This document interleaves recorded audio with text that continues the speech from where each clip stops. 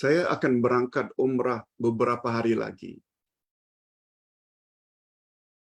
Ketika saya masuk ke dalam Masjidil Haram, perlu tak saya buat tawaf tahiyatul masjid?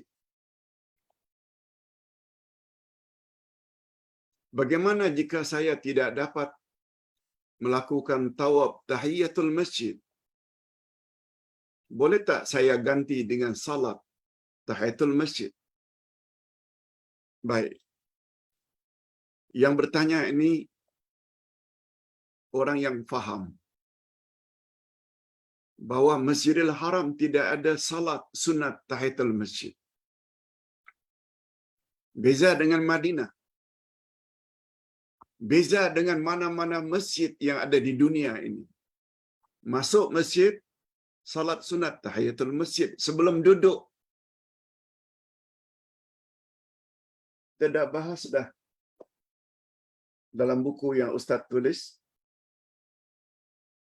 iaitu himpunan salat-salat sunat Nabi sallallahu alaihi wasallam, termasuk salat sunat tahiyatul masjid dalam kategori salat-salat sunat bersebab.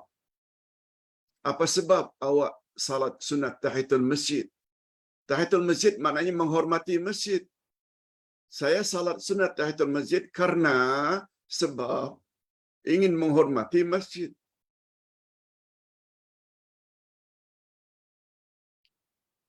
Tetapi kata ulama fiqh berbeza terhadap Masjidil Haram.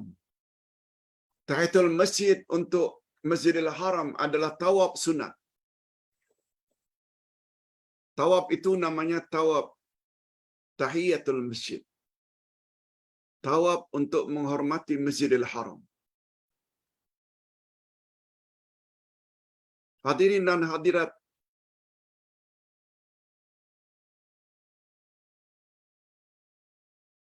tawaf ada beberapa jenis. Ada tawaf haji, ada tawaf umrah, ada tawaf qudum, ada tawaf wida, ada tawaf nazar, ada tawaf tahiyatul masjid.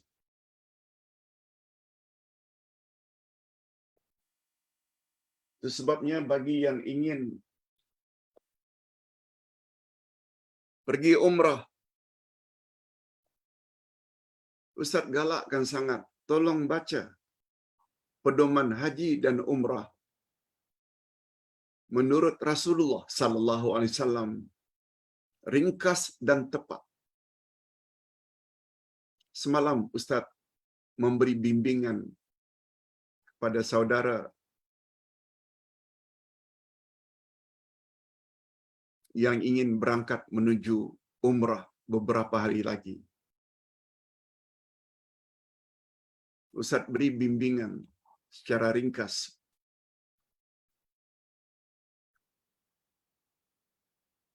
InsyaAllah sangat berfaedah buku tersebut. Ringkas tapi tepat. Sebab Nabi Muhammad sallallahu alaihi wasallam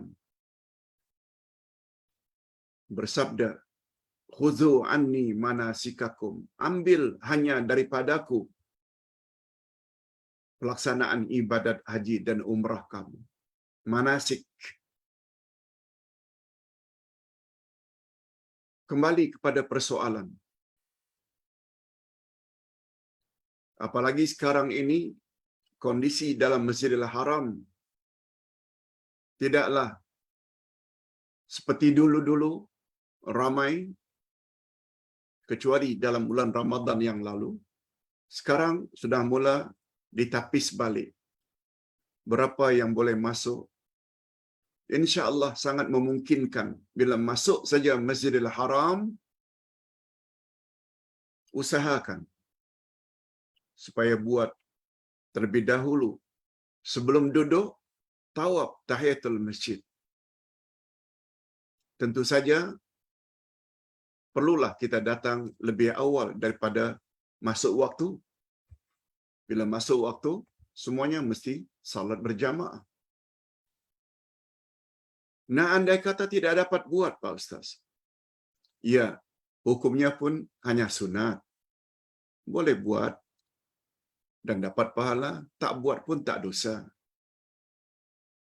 Cuma pertanyaannya, boleh tak diganti dengan salat sunat tahiyatul masjid? Ustaz cenderung pada pendapat fuqaha yang mengatakan tiada salat sunat tahiyatul masjid untuk Masjidil Haram. Tetapi sebelum kita duduk, karena kita baru saja beruduk di rumah, pergi ke masjid, sebelum duduk, karena tak dapat tawaf, lalu kita buatlah salat sunat sesudah uduk. Kan ada namanya salat sunat sesudah uduk. Kalau kita umpamanya belum salat duha, kita boleh buat salat duha. Kalau kita datang untuk salat zuhur, sebab salat duha itu bermula daripada matahari tinggi sepenggalahan sampai sebelum masuk zuhur. Setengah jam sebelum zuhur, masih lagi boleh buat salat sunat duha. Kalau umpamanya zuhur jam 1, kita sampai jam 12.30, masih boleh lagi untuk buat salat sunat duha. Malah menurut Nabi, salat sunat duha yang paling afdal adalah salat duha yang dilakukan ketika matahari tinggi, yang dipanggil dengan salat sunat awabin. Sila baca keterangan itu semua di dalam buku himpunan salat-salat sunat menurut Nabi sallallahu alaihi wasallam. Pak Ustaz, ada pertanyaan. Apa hukum kita menyentuh Hajarul Aswad ketika tawaf? Tawaf. Kita sentuh Hajarul Aswad. Kita sentuh dinding-dinding Kaabah karena terlalu dekat. Betulkah ada pendapat yang mengatakan sentuh saja tawaf kita ketika sedang tawaf, sentuh saja batal tawaf kita. Sebab pusingan itu bila sentuh tidak dianggap mendapat satu pusingan. Mesti ganti dengan pusingan yang lain. Hadirin dan hadirat,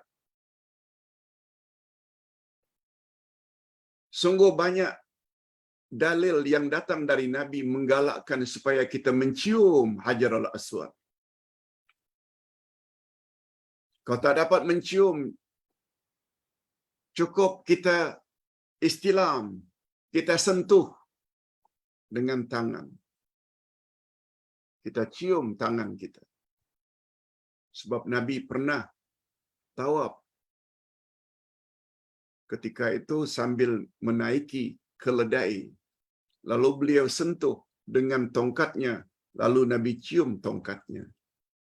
Hadis daripada Abdullah bin Umar bin Al-Khattab. Boleh. Kalau tak dapat sentuh pun karena jauh, lambai dari jauh. Begitu juga rukun atau sudut sebelum Hajarul Aswad yang dipanggil dengan rukun Yamani. Disuruh oleh Nabi sentuh. Macam mana ada pendapat yang mengatakan bahawa sentuh saja batal tawaf kita? Itu pandangan yang tidak ada asas. Bagi pandangan Ustaz, itu pandangan yang bercanggah dengan hadis sahih yang datang dari Nabi. Belah Nabi sangat galakkan kita cium Hajarul Aswad. Dan Hajarul Aswad yang kita cium akan jadi saksi di akhirat nanti. Itu untuk soalan yang kedua. Soalan yang ketiga. Apa pendapat Ustaz tentang zikir untuk menutup mata jin yang bunyinya Bismillahirrahmanirrahim la ilaha illahu.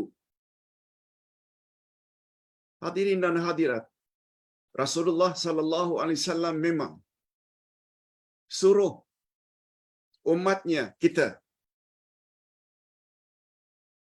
apabila kita akan menanggalkan pakaian, akan menanggalkan telekung, baca bismillah. Kata Nabi, cukup baca bismillah bukan bismillahilladzi la ilaha illahu. Syaitan apabila kita baca saja bismillah, dia akan mengecil sekecil-kecilnya sehingga dia tidak terdaya untuk melihat aurat seseorang. Ibu-ibu, gadis-gadis, bila dalam bilik ingin membuka pakaian, ingin ganti dengan pakaian yang lain, maklum dalam rumah, ketika akan menanggalkan pakaian, jangan lupa baca bismillah. Bismillah mampu membutakan mata jin sehingga mereka tidak mampu melihat aurat kita. Itu sebabnya kata Nabi sallallahu alaihi wasallam, makanan jangan dibiarkan terdedah begitu saja, lebih-lebih lagi pada waktu malam. Nah, andai kata suatu tempat atau bekas airkah, makanankah, tidak ada penutupnya, cukup, kata ulama, awak ambil satu lidi, letakkan saja di atas bekas tersebut yang terbuka. Letak saja lidi sambil membaca bismillah, letak makanan tersebut, minuman tersebut tidak dapat dikencing oleh iblis karena dia tak nampak dengan bismillah. Itu sebabnya kata Nabi dalam hadis yang lain, jangan kamu laknat dan kutuk iblis. Umpamanya kita katakan, sial betul lah iblis ni. Kata Nabi, bila kamu kutuk, laknat iblis, dia akan menjadi besar. Oh, orang ini berjaya aku goda dia, sehingga dia marah. Sial betul lah iblis ini. Jangan. Tapi bacalah bismillah. Dengan baca bismillah, dia akan kecil sekecil-kecilnya seperti zarrah, seperti atom.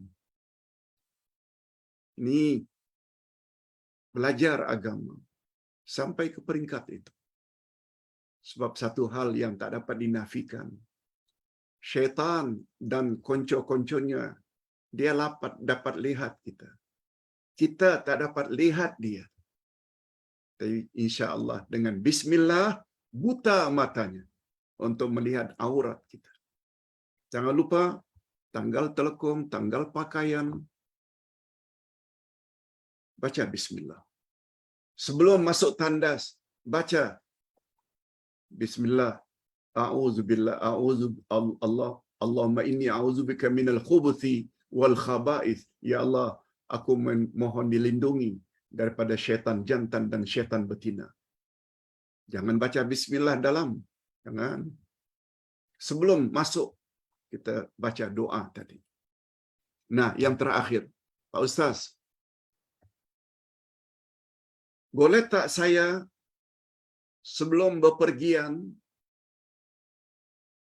traveling, safar, sama ada musafir untuk umrah, musafir untuk ke Singapura, ke Indonesia, ke JB, ke Sabah, Sarawak. Sudah masuk waktu zuhur, boleh tak saya buat jamak takdim di rumah lagi sebelum keluar? Jawabnya boleh. Sebab itu pernah dilakukan oleh Nabi sallallahu alaihi wasallam. Kebiasaan Nabi apabila beliau berangkat dari rumah untuk pergi musafir, sudah masuk waktu zuhur, Nabi akan lakukan salat zuhur 4 rakaat dan asar 4 rakaat baru berangkat. Jangan kasar. Kasar bermula apabila sudah keluar dari kawasan perumahan. Tapi bila di rumah, jamak saja. Jamak takdim namanya. Boleh buat 4-4. Berangkat sudah masuk waktu maghrib. Umpamanya jam 8 malam. Buat. Maghrib 3 diikuti dengan isyak 4. Pertanyaan yang kedua. Bolehkah Pak Ustaz kita buat salat sunat rawatib, qabliyah dan ba'diyah? Macam mana caranya? Senang saja. Termasuk pandangan Imam An-Nawawi, Imam Ar-Ramli dari mazhab Syafi'i. Sebelum salat zuhur yang kita ingin jamak dengan asar, kita buat dulu qabliyah zuhur.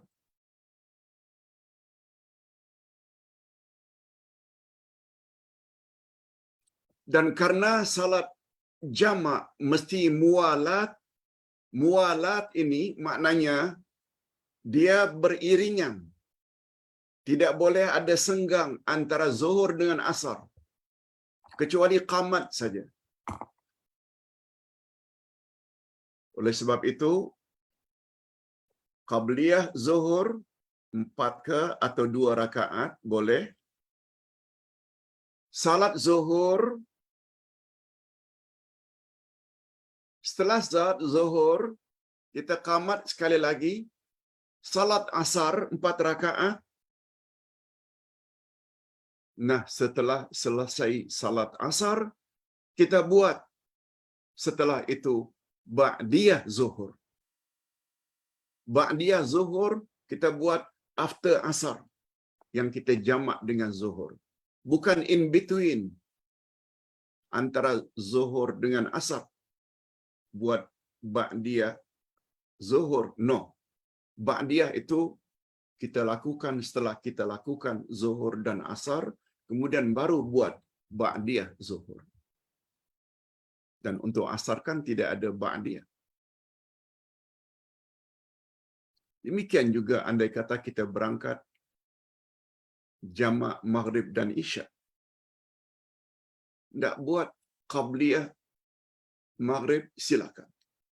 2 rakaat dulu. Kemudian buat maghrib 3 rakaat. Diikuti dengan qamat. Langsung buat isyak 4 rakaat.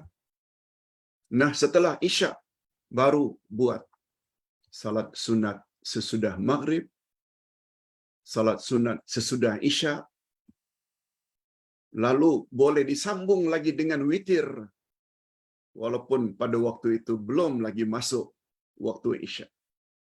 Begitu menurut pandangan ulama fiqh. Ustaz kira cukup sampai di sini dulu. Mudah-mudahan ada manfaatnya.